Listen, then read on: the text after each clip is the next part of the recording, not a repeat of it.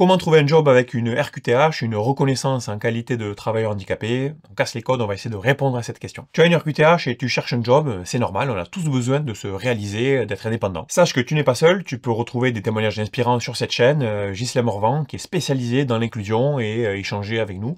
Tu peux aller sur les différents réseaux sociaux, LinkedIn, Instagram, Ghislain Morvan à chaque fois, et tu trouveras des formats spécifiques sur l'inclusion et le recrutement. Comme tu le verras et comme tu le vois déjà, je pense, ça peut sembler compliqué.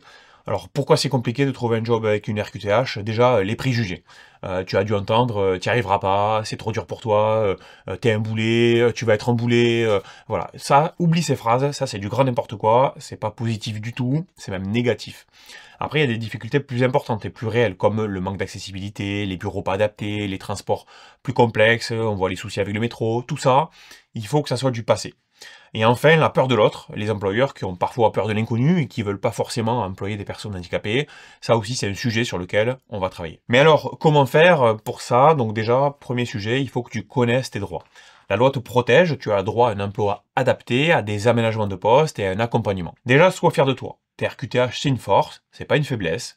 Tu as des compétences qui sont uniques. Alors ensuite, crée-toi un réseau. Parle de ta recherche d'emploi autour de toi. Des fois, tu peux être surpris par les accompagnements ou les conseils qu'on peut te donner autour. Ensuite, essaie d'être proactif, c'est-à-dire d'anticiper. Reste pas passif. Postule, appelle, envoie des mails. Fais-toi accompagner aussi par les organismes spécialisés qui peuvent t'aider dans ces démarches. Mais alors, pour trouver l'entreprise idéale avec ta RQTH, voici quelques pistes. Déjà, il faut que tu trouves une entreprise qui correspond à tes besoins et à tes valeurs, évidemment que je partage, tout en étant accueillante pour les personnes en situation de handicap. Ça, c'est une étape clé dans la recherche d'emploi. Alors, j'ai dressé quelques pistes pour t'aider là-dessus. Première chose, les indicateurs à chercher. Donc, regarde une entreprise qui a une communication inclusive. Les entreprises qui sont handi-bienveillantes le disent et utilisent un langage inclusif dans leur communication. Tu peux regarder les sites web, les réseaux sociaux, toutes les offres d'emploi. Elles mettent en avant normalement un engagement en faveur de la diversité, de l'inclusion, ou alors elles ont signé la charte de l'inclusion. Ensuite, certaines d'entre elles participent aussi à des événements, comme la semaine du handicap ou le duo D. Ça, c'est des bons indicateurs. Ça veut dire que l'entreprise a une démarche proactive. Et tu vas pouvoir les retrouver lors de la semaine de l'emploi ou lors de différents forums. Renseigne-toi sur les actions qui sont menées par l'entreprise. Ensuite, tu as des boîtes aussi qui vont avoir des certifications et des labels. Certaines boîtes sont certifiées pour leur politique d'inclusion, par exemple le label diversité. Après, un peu plus difficile, essaie de trouver des témoignages des salariés. Et les témoignages des salariés en situation de handicap peuvent être hyper éclairants pour toi. Pour ça, je te conseille de fouiller un peu sur les réseaux sociaux ou alors sur les plateformes d'avis. Enfin, il y a un truc aussi que tu peux faire, c'est regarder quelle est la politique RH de l'entreprise.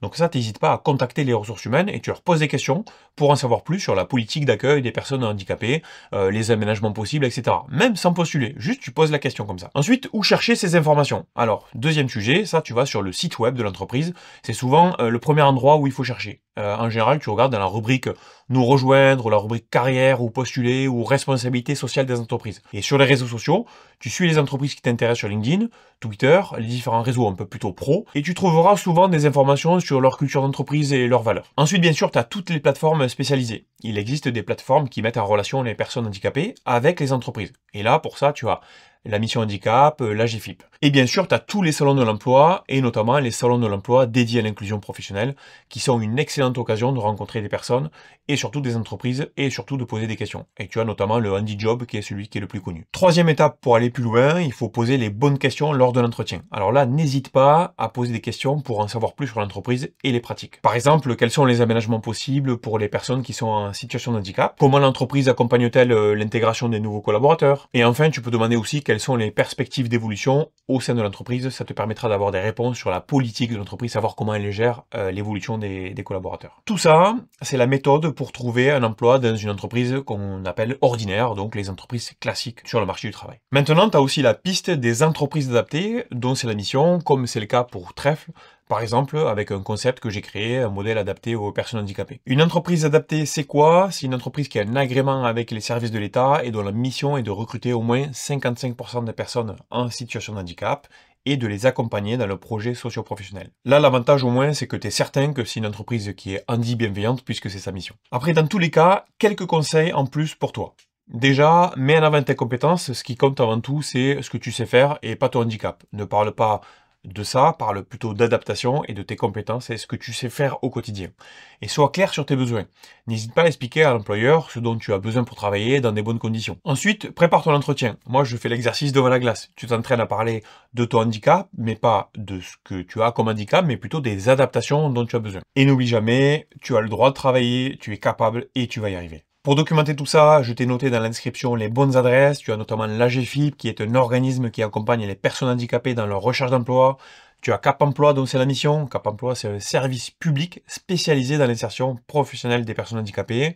Enfin, bien sûr, tu as France Travail, que tu dois connaître, qui peut t'aider à définir ton projet professionnel et à trouver un emploi. Voilà, j'espère que ça t'a plu, que tous ces conseils vont te permettre de t'aider dans ta recherche d'emploi, notamment quand tu es reconnu en qualité de travailleur handicapé. Je t'ai mis dans la description les différents liens. Regarde aussi les témoignages qu'il y a sur cette chaîne, sur les formats short et sur les formats longs, tu verras. Et regarde aussi un peu ce qu'on fait sur LinkedIn et Instagram, tu verras, il y a pas mal de partages. On est tous ensemble pour travailler dans l'inclusion. À très bientôt et abonne-toi.